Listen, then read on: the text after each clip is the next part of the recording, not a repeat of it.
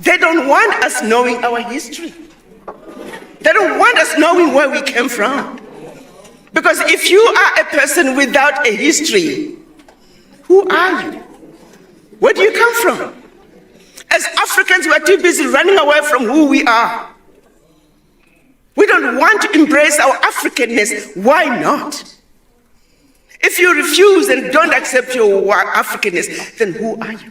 Do you know who these parlor slaves are? We will explain to you what it is. These are individuals who have no dignity, who have no morals, who have no personality. But the slave master always knew how to identify these individuals. They are always ready to betray their brother to satisfy the master. They have betrayed us since independence, and others continue to betray us until today for the benefit of their master. These individuals always continue against all odds to plunder Africa, to help the master to plunder Africa. They like to say it every year. In their economic survey, Burkina is the poorest country. Hello, brothers and sisters. Now, have you ever imagined how Africa will look having one president? Have you ever imagined how it will look like when all black folks unite? And have you ever imagined how it will look like when all black folks live in Africa, invest in Africa? Now, there is a petition to make Ibrahim Traore the president of Africa and to unite all African countries behind him. So let's watch this video, then have a quick discussion at the end of it. This is the moment. And you are not going to believe what the cause is. The petition is created for advocating President Ibrahim Traore to become a single leader for a borderless Africa. And so far, they have gotten over 1,400 signatures. And this is legit, fam. I am not making this stuff up. Let me read for you what they stand for. The petition description says, the existing divided leadership in Africa has led to disparities in growth, development, and inequality across the continent. This petition aims to dissolve the colonial borders and bring together the diverse nations of Africa under collective leadership for a more united, robust Africa. We propose Ibrahim Traore, the current president of Burkina Faso, to be the united president of Africa. With a solid track record, his leadership would ensure equitable development, a single currency, and a unified national flag representing all African nations. Out of 1,733 individuals who signed the preceding petition, a significant majority supports a borderless Africa led by one leader. Now is the time to heighten our efforts. Unity is strength. Together we can build a stronger Africa. As you heard, the idea behind it is to unite Africa, and these people believe that Ibrahim Traore has shown enough and he has done enough for them to believe that he can be the one leader that Africa needs. And they also are pro borderless Africa. As you know, borderless Africa has been a conversation for a long time now. A lot of people don't believe that we will get to see it, at least in our lifetime, because of how divided we are. Like within a country, imagine how many tribes a country has in Africa. If you take an example of my country, Ethiopia, we have over 80 tribes. As much as there's beauty and diversity, there's also a legitimate disagreement within those tribes, and like even bringing those tribes together to become one country is quite difficult. And there's a lot of crisis, disagreement, fights, wars that we see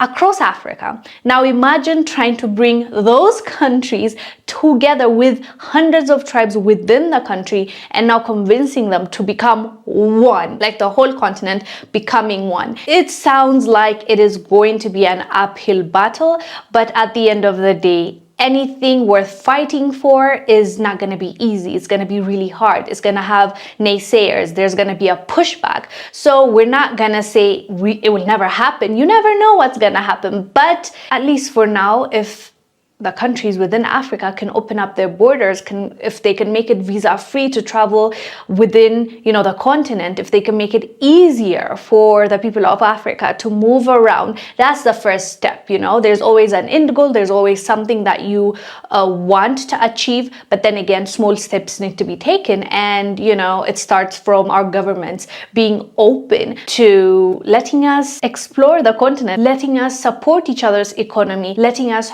trade with one another. That's how it starts, I believe. And then we can talk about, the same way there's... When I went to Ghana, I stayed at a beautiful hotel. When I walked into the room, right above the headboard was a humongous photograph of Queen Elizabeth. And I thought to myself, now I am going to go to bed tonight with the shadow of Queen Elizabeth hanging over me. What kind of dreams was I going to have that night?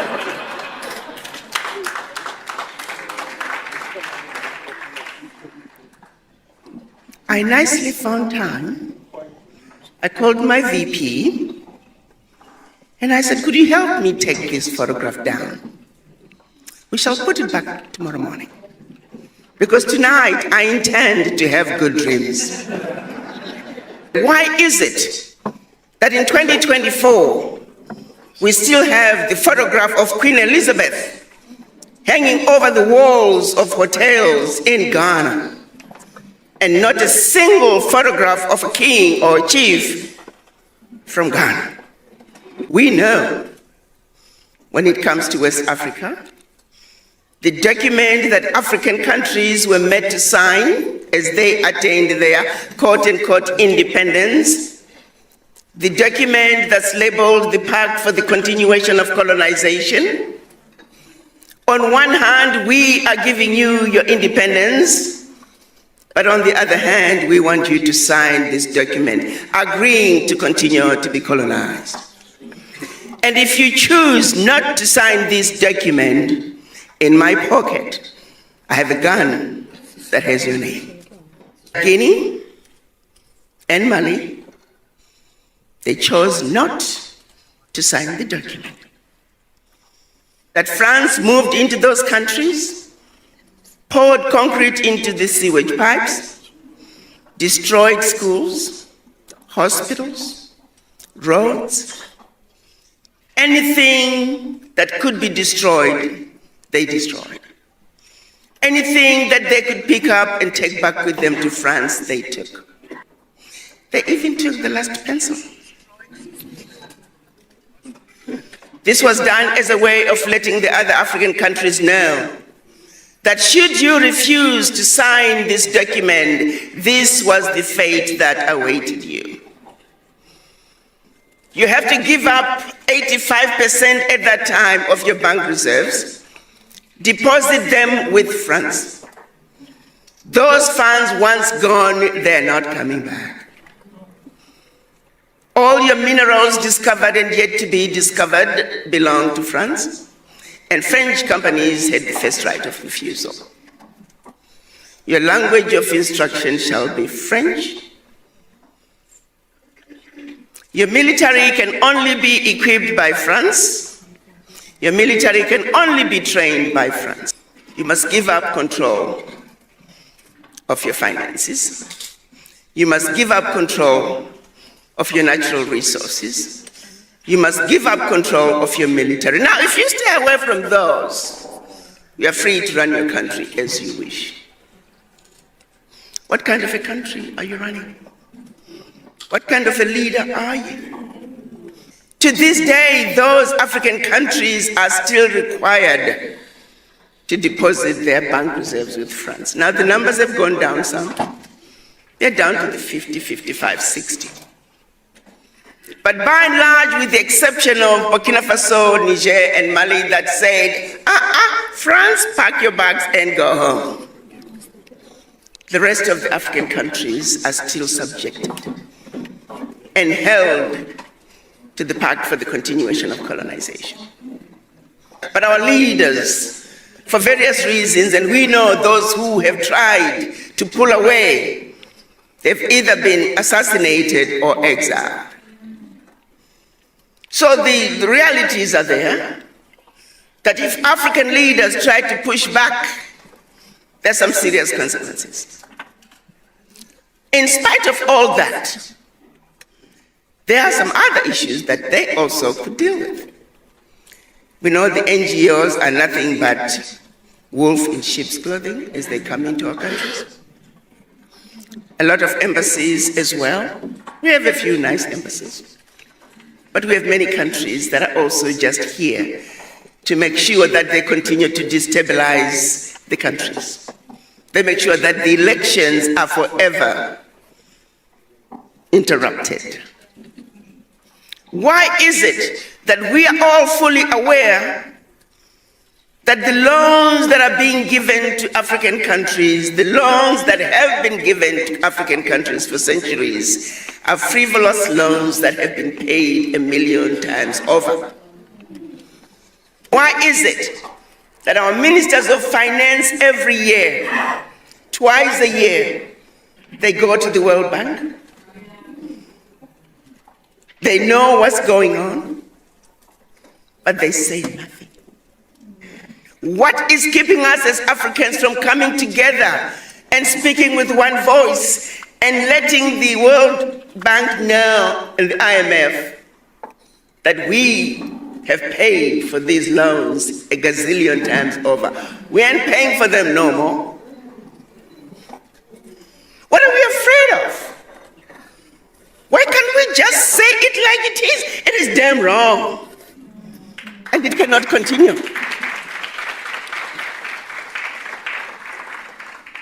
But we are afraid. You see, they defeated us where it matters the most. That even things that we have the ability to change, we are afraid of changing them. When the Europeans first came to Africa, they brought us religion. And then we went to church. And they taught us about a human being called Jesus Christ. And they talked about the angels, and they talked about who are in heaven, a place we all want to go to. They're beautiful, they're angelic, they're desirable. And oh, by the way, they're white. And oh, by the way, we are white, like the angels. But remember, in school, they told us this was white. But never mind how we look. We may look rather pinkish, but don't disregard that. We are white believers. Then they turned around and said there's something called hell. And there's a devil there. Ugly, undesirable, does all the horrible things, and that creature is black. And oh, by the way, you too are black. Never mind this black color that we told you in school. A blatant lie was told to us, and we have never stood up to say that's a damn lie. I'm not black. They're not white. You look like the devil because we told you so. We look like the angels because we told you so. So it is when a little 5-year-old black boy is given 2 sets of dolls, black dolls and white dolls, and he's asked which one is mean, he points at the black one. He's asked which one is ugly, he points at the black one. He's asked which one is nice, he points at the white one. Which one is beautiful? He points at the white one. And then when asked which one is more like you, he sheepishly points at the black one. The 5-year-old boy is defeated before his life even begins. Somehow, there are subliminal messages that this boy just knows it. Think about it. So that same little boy who grew up to be the Minister of Education, he's not going to like anything to do with him. So yes, European history is what weighs hard. African history? No. You, African educators, you don't read your own work in order to be tenured. Many professors, to be tenured, they gotta write 10, 20, 30, 40 papers. And those papers can only be reviewed in Europe, in the United States, by credible universities. So I said to the professors, you don't trust each other? You are not credible? If you can't trust each other, why should we parents trust you with our children? To be tenured in universities in Africa, your work has to be reviewed outside Africa.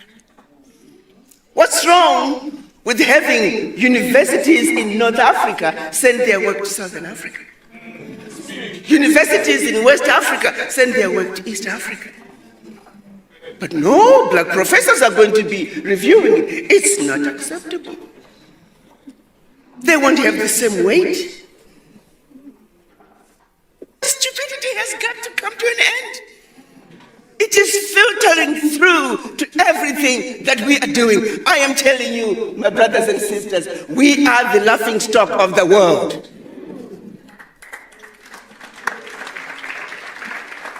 The current US ambassador to the United Nations, and I'm going to call her out, she was fired by President Trump when I was going to Washington. She used to come to my office and she would say, Ambassador, talk to the ambassadors. They need to speak up.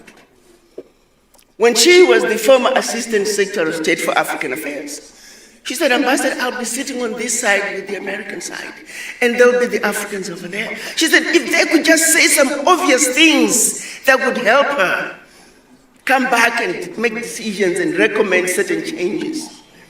But the Africans don't speak. Tell these ambassadors to speak up. Why are we afraid? Because we were defeated where it matters the most, the man.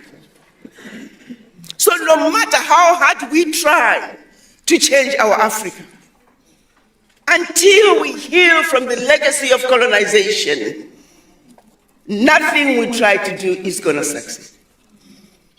If we don't heal from the legacy of colonization, we will continue to be used as instruments of our own self-destruction. I challenged ECOWAS when they were trying to mobilize a military to go and fight Burkina Faso, Mali, and Niger.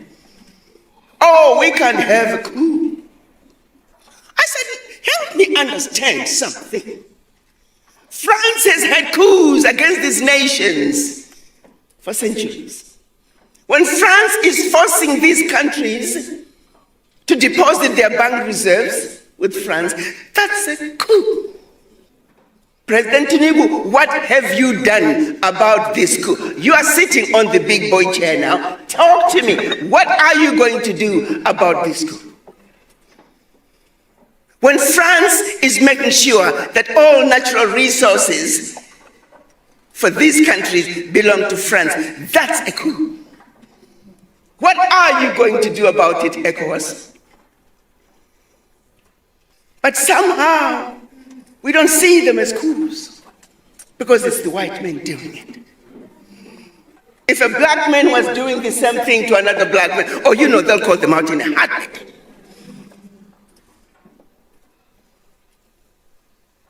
We have a serious problem as Africans. We don't even realize how sick we are with this disease. We are not just sick at home.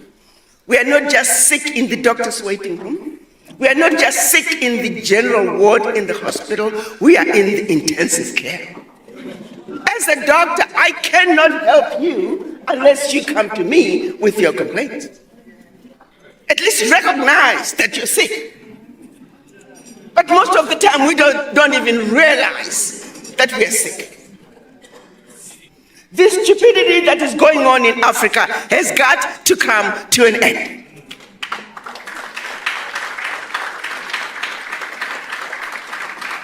And you can't expect those who put us in positions of servitude to get us out. It's not going to happen.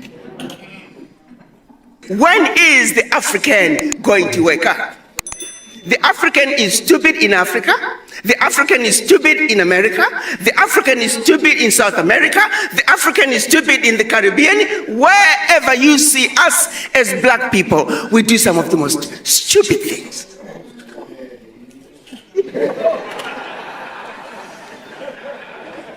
You go into neighborhoods.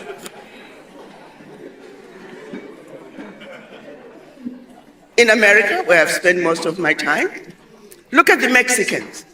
They stick together like super glue when it comes to issues pertaining to their existence in the United States as Mexicans.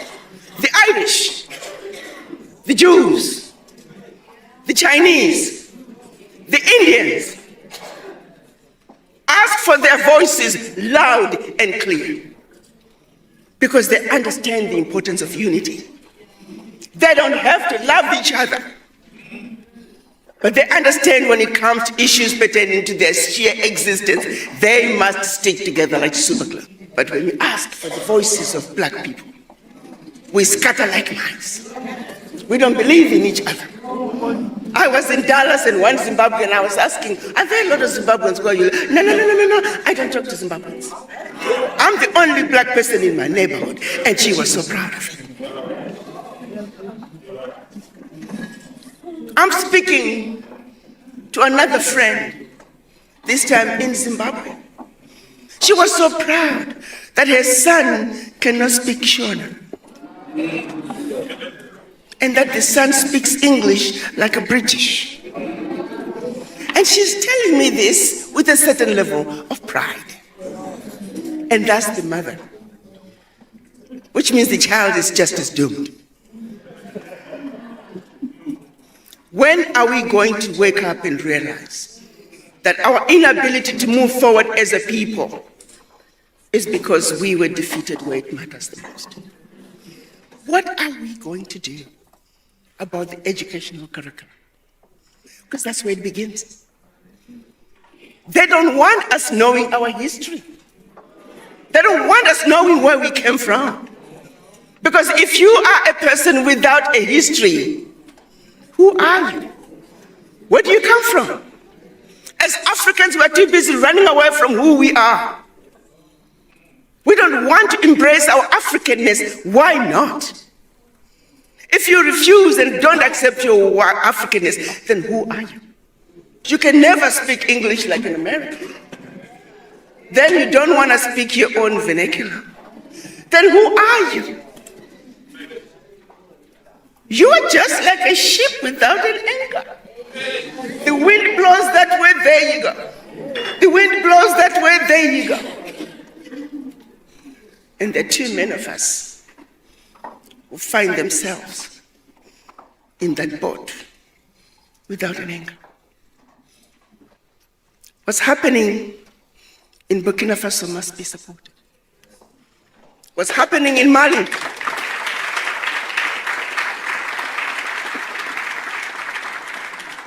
must be supported. What's happening in Niger must be supported. If you care the least bit about our future, how else are we going to get France out of Africa? How else are we going to get Britain, Germany, all those former colonizers? They're now in as multinationals, siphoning billions out of Africa, using safe havens to hide their returns. We know they're here. They are now wolf in sheep's clothing. If you look at the move that Niger made, by simply saying, France, you can no longer buy our uranium for 80 cents a kilo, when we know very well you're selling it for 200 euros per kilo. Niger was realizing about 1 billion out of the sales of its uranium a year, while France was realizing close to 300 billion. That one move alone, when Niger said, if you want our uranium, 200 euros a kilo, please. Immediately, 300 billion. 1 minute. It's not going to take much to change Africa. We got what it takes. If there's one thing we're very fortunate of, we're endowed with everything the rest of the world needs. We don't need the world. The world needs Africa.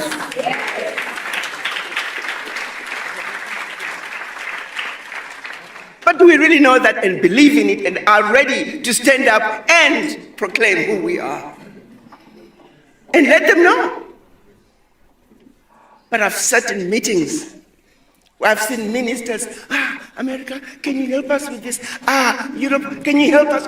Begging endlessly for something that we have. Whatever they are giving you is what they stole from us. And they are giving you peanuts. When are we going to stop being outsmarted by these people? They come to give you aid. You know very well that's your money. But we're so grateful. It's the same thing they're doing at the United Nations. When Africa is supposed to be at the UN Security Council as the 6th and 7th members of the UN Security Council. But you can't have veto power. So come on in, Africa. Oh, we got a kiddie chair over here for you. Sit over there, we got some cookies. Sit over there and be quiet while we take care of business. And we entertain that. Wow. What's wrong with us? What gives me hope is that we have a vibrant African youth who are saying enough is enough. We are not taking this anymore. This abuse has got to come to an end. The exploitation of the African continent has got to come to an end. As long as there's a country called Malawi, as long as there's a country called Gabon with 1.5 million people, as long as there's a country called Eswatini, Berlin Conference is alive and well. And that's where we get defeated internationally through trade. Oh, you're all equal. You are a sovereign nation, Eswatini. You are a sovereign nation, Togo. You are a sovereign nation, Malawi. So let's go to the market. You, Malawi, with your little basket. Comrades, members of the various SA governments, dear participants in the first sleep of SA heads of state, good morning. It was a great pleasure and an honor to be here today. A blessed date, a memorable date, July 6, 2024, here in Niamey. First of all, let us give thanks to God who made this day possible. We thank Him for everything He has done for us until today, and everything He will do for the people of the AES. Please allow me also to pay tribute to the Nigerian people, these people who have suffered so much since the advent of the CNSP, and who continue to remain standing. Thank you to the Nigerians who gave us a warm welcome yesterday when we set foot on the soil of our homeland here. You are more than friends, you are more than neighbors, you are our brothers, you are our sisters. Because fraternity goes beyond friendship or neighborhood. We have the same blood flowing through our veins. In our veins runs the blood of these valiant warriors who fought and who reserved these lands that we call Mali, Burkina, and Niger. In our veins runs the blood of these valiant warriors who helped the whole world get rid of Nazism and many other scourges. In our veins runs the blood of these valiant warriors who were deported from Africa to Europe, America, Asia, or whatever, and who helped build these states during slavery. In our veins flows the blood of worthy men, of robust men, of capable men. And for this, Let us be proud and thank you for being a national of the AES. Africa, this continent which has suffered so much and which continues to suffer because of the imperialists. These imperialists have only one cliché in mind: Africa is the empire of slaves. This is how they see Africa. For them, Africans belong to them. Our land belongs to them. Our basements belong to them. They have never been able to change software until today. It's deplorable. But how does he do it? It is unfortunately since the 1960s that these 6,000 acres of independence were given to Africa. They just placed local valleys at the head, according to them, of their sub-prefecture to be able to continue to supply them. These local valleys that we are going to describe today as living room slaves have no other guide than to seek to live like the master, to satisfy the master, and to do everything that the master dictates. They steal, they plunder our states, take everything to the master, and their wealth is kept with the master. They do everything to live like their master and always satisfy him. When the master commands, they execute. Do you know who these parlor slaves are? We will explain to you what it is. These are individuals who have no dignity, who have no morals, who have no personality. But the slave master always knew how to identify these individuals. They are always ready to betray their brother to satisfy the master. They have betrayed us since independence, and others continue to betray us until today for the benefit of their master. These individuals always continue against all odds to plunder Africa, to help the master to plunder Africa. They like to say it every year. In their economic survey, Burkina is the poorest country, Mali is the poorest country, Niger is the poorest country. We are ranked among the last.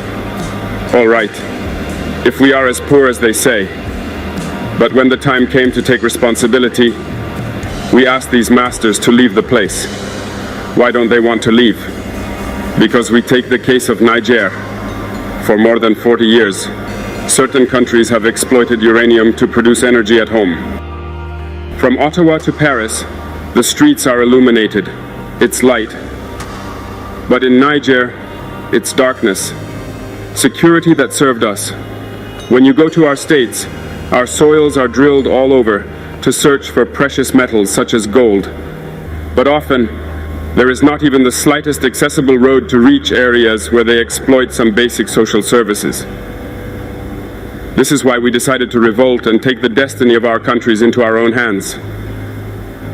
There are many other examples, but when we decided this, we were approached by some parlor slaves to give us their master's message, because they had created this sort of polymer chain that sticks up at the head of our states to serve them. And we have come to break the chain, and it's inconceivable for them. They therefore approached us and asked us to join the ranks to form part of the elite who must lead Africa, because they have a trained and formatted elite who must follow, who are embedded in this chain. We refused to join their ranks, and from then on, hostilities began. They have led several mercenaries, trainers, and agents into our areas who have descended into the Sahel to hope to carry out barbaric, cowardly attacks against our populations, to hope to revolt them. In addition to these attacks on the ground, communicational attacks, manipulation, disinformation, etc., are full in their souls. But the people of the Sahel have understood, and we will never be able to manipulate them again. They know where they come from, they know what they are doing, and they know where they are going. We are not going to allow this anymore. People are awake, and people are fighting today, not for ourselves, but for generations to come. And thank you all for the fight that is being fought. It never makes us cry. We are not going to tremble. We will face. We will fight for real independence, for our freedom. Because to scare the people of the AES, these individuals only have 3 terms in their mouths: democracy, freedom, human rights. Of course, their local values are only elected in a democratic process, free and transparent to, according to them, their values. What could be more normal that people want to impose this on us because they are the ones who make the rules, all right?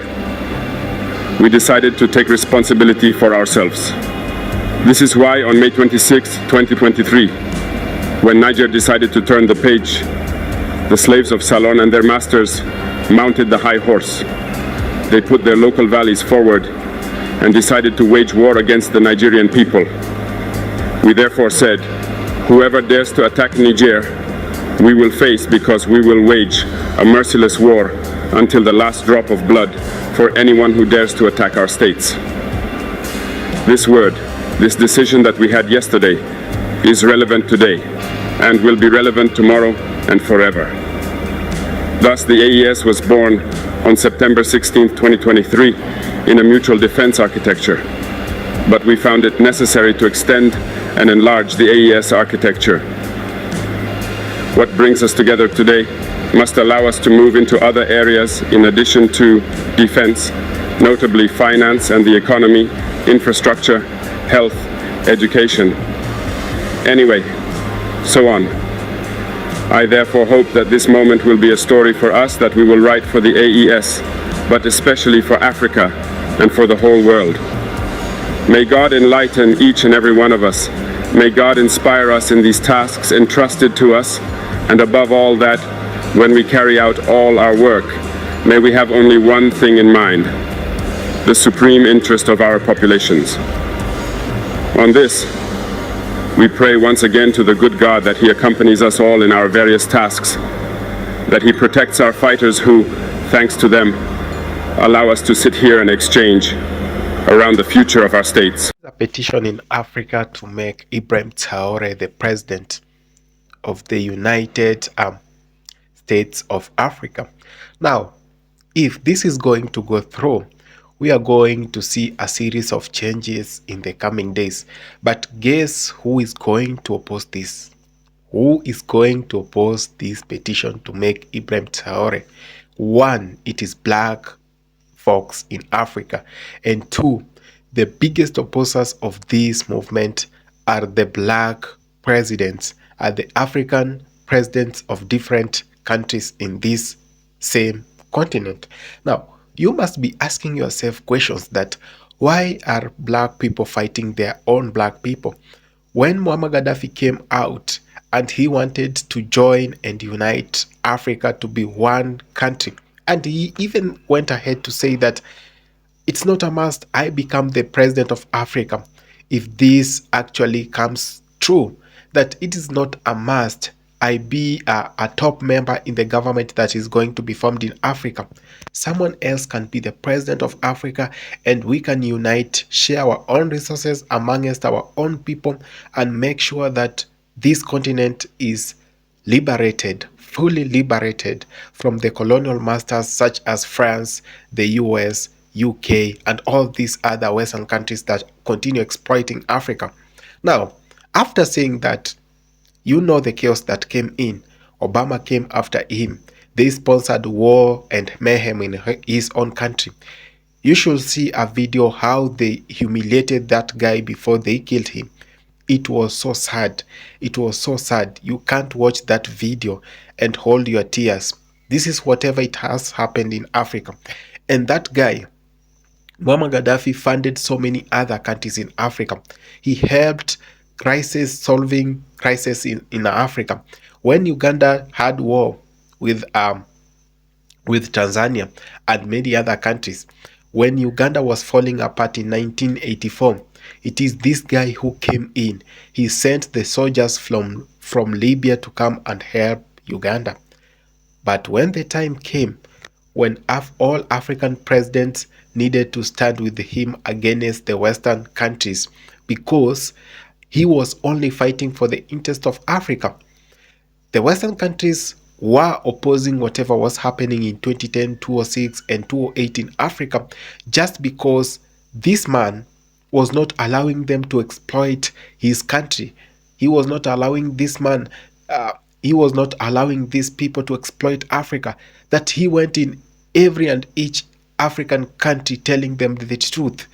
This is where when it comes to Ibrahim Traore, I even fear for his life, because it is these guys who are going it is the presidents of Africa who are going to actually betray him.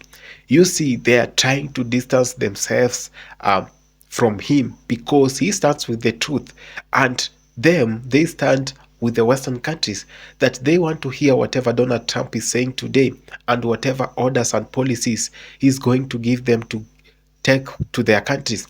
They are listening to Emmanuel Macron.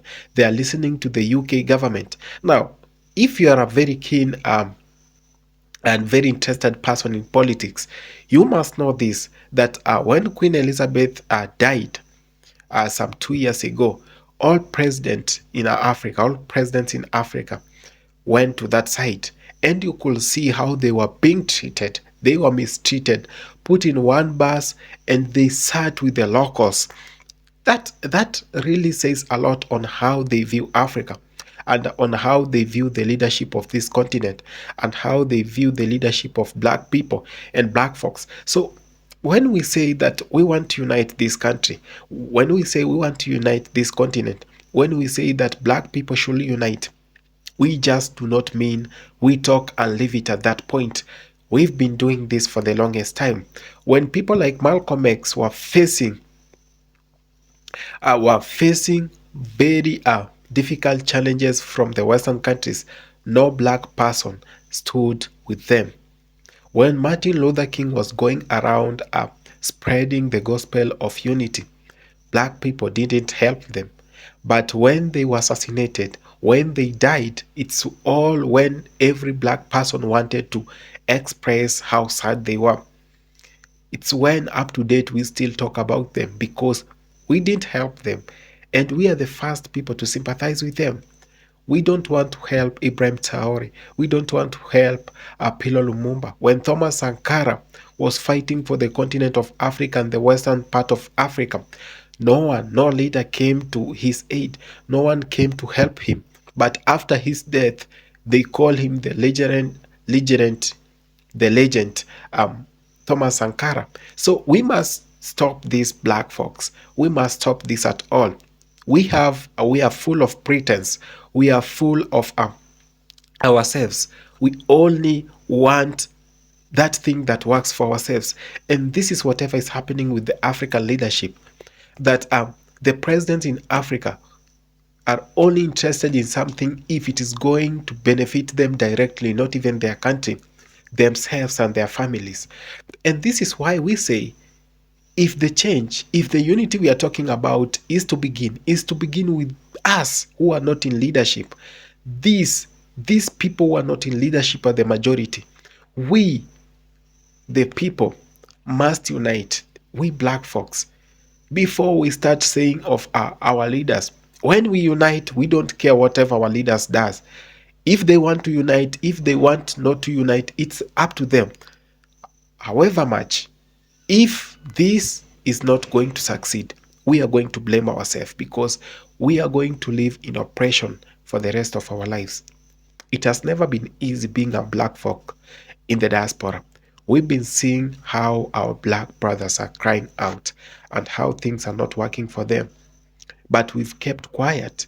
No one was there to fight for them.